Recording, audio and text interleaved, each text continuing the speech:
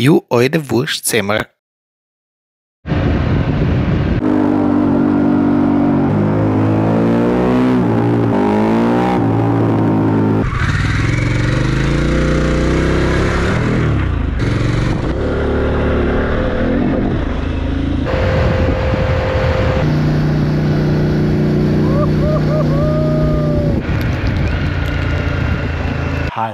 Hallo und herzlich willkommen zu einem neuen Video. Auf jeden Fall für euch mal ein Reifen-Review-Video, und zwar geht es heute um den Michelin Scorcher Adventure. Und zwar war das die Erstbereifung der Panamericana und ich muss eigentlich sagen, wirklich in allen Lebenslagen absolut perfekt gelaufen. Wir haben den Reifen quasi aufgezogen, sind damit 700 Kilometer Autobahn gefahren und dann über die Fähre nach Sardinien. Dort hat er eigentlich, ich würde sagen, alles in allem noch 4300 Kilometer gehalten. Dementsprechend Laufleistung gesamt 5000 Kilometer für das Hinterrad. Vorne war es schwierig, vorne hatte ich auf der Seite noch 2 mm und auf der Lauffläche vielleicht noch eher so gegen 3 mm Restprofil. Das heißt, man hätte ihn behalten können. Ich habe aber wirklich den Reifenwechsel gemacht wegen dem Vorderreifen, und zwar ist er, aber man kann nichts machen, es war Sardinien, ungleichmäßig abgefahren gewesen und dementsprechend ist er ein bisschen schon gekippt und nach dem Kippen dann geschmiert. Deshalb, das war ein bisschen ungut und ich dachte mir einfach, hey, lohnt sich nicht. Hinten war ich sowieso schon am Indikator. Bei Michelin ist der Indikator 0,8 mm. Das heißt, ich war sowieso hinten schon illegal unterwegs. Und auf der Vorderseite, wie gesagt, auf der Seite auch schon an der Legalitätsgrenze. Wenn man schon auf Sardinien ist, dachte ich mir, brauchen wir auf keinen Fall ein schlechtes Fahrgefühl. Und deshalb habe ich mir einfach gesagt, passt, hier mich umgeschaut auf der Westküste.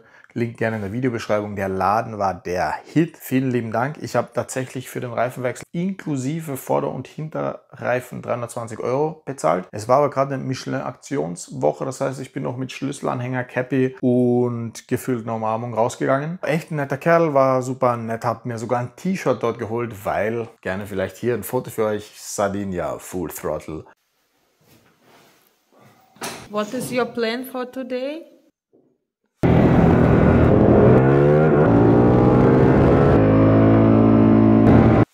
Full Throttle. Weil da gab es echt viele lustige T-Shirts und ich dachte mir schon, wenn ich hier schon ein bisschen am Hahn ziehe, dann hole ich mir einfach das Full Throttle T-Shirt und ich habe wirklich eine Riesenfreude damit.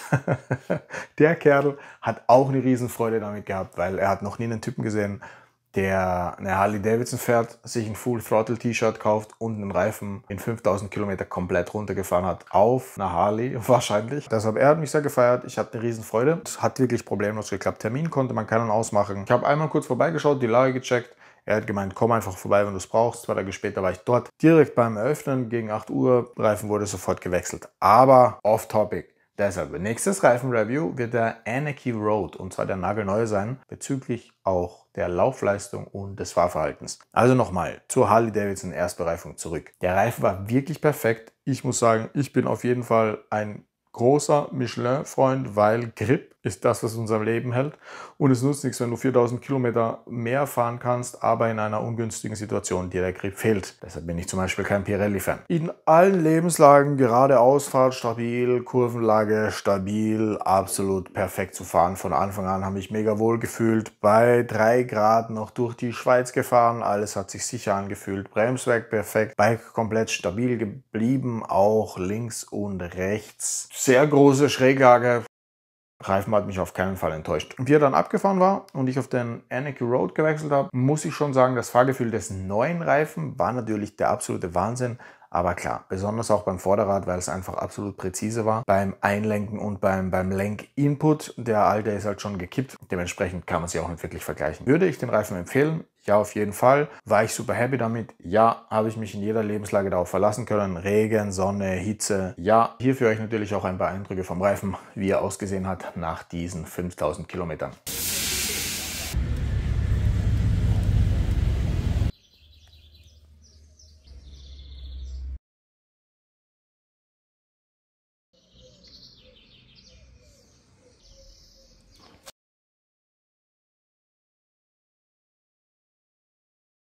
Gerne auch hier ein Eindruck vom Asphalt auf Sardinien, der ist einfach brutal grob und deshalb es fetzt wirklich Teile aus deinem Reifen sogar raus, wenn du hart am Hahn ziehst, was ich sehr sympathisch finde, aber dementsprechend, wenn du einfach hier gemütlich Kilometer abfährst, 8 schafft er auf jeden Fall und je nachdem wie hart du am Gashahn ziehst, kriegst du vielleicht auch 8.000 bis 10.000 hin. Full Throttle, Bremsattacke, ja.